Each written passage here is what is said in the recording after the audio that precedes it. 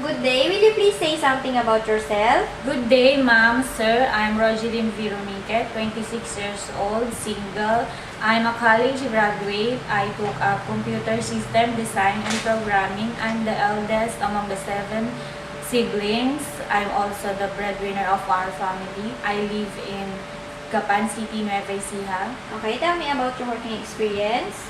I work as a housemaid for 4 years since 2006 to 2010 under Mr. and Mrs. Josephine Salud.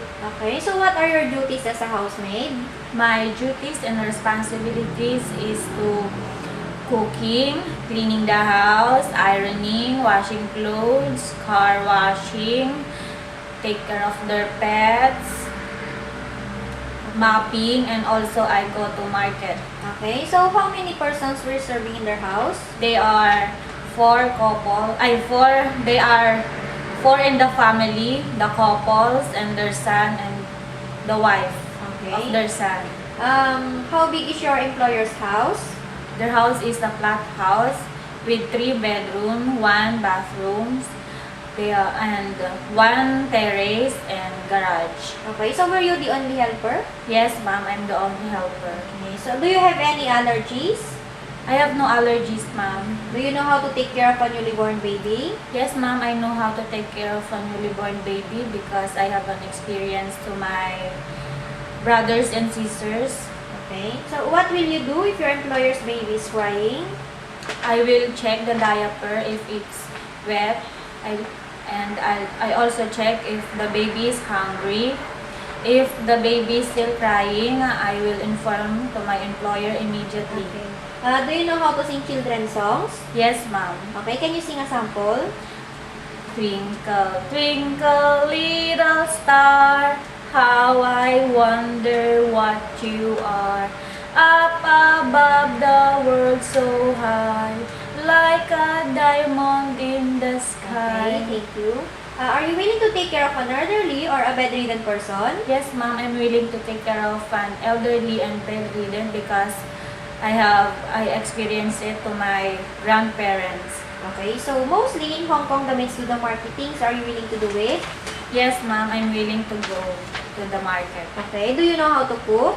Yes, ma'am, I know how to cook a Filipino food like an adobo, sinigang, sinampalukan, pakbet, sapsuy, kare-kare, and more. And I'm also know a little bit cooking of Chinese like a fried rice, fried vegetables, and I'm willing to learn more cooking. Okay, so is it okay with you if your day off is during weekdays? Yes, ma'am, I'm willing. Is it okay with you if your day off is during weekdays? Yes, ma'am, I'm willing.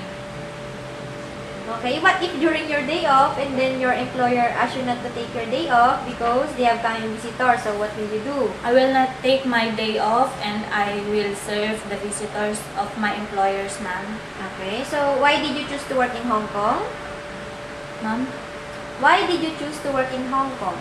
I want to help my family for the education of my brothers and sisters and also to earn money for my future, ma'am. Okay, so would you like to say something to your prospective employer? Good day, ma'am, sir. If you choose me as your household, I promise you to do all the house chores, to do all the house chores to your family. I promise to be honest, obedient, hardworking person, and I promise to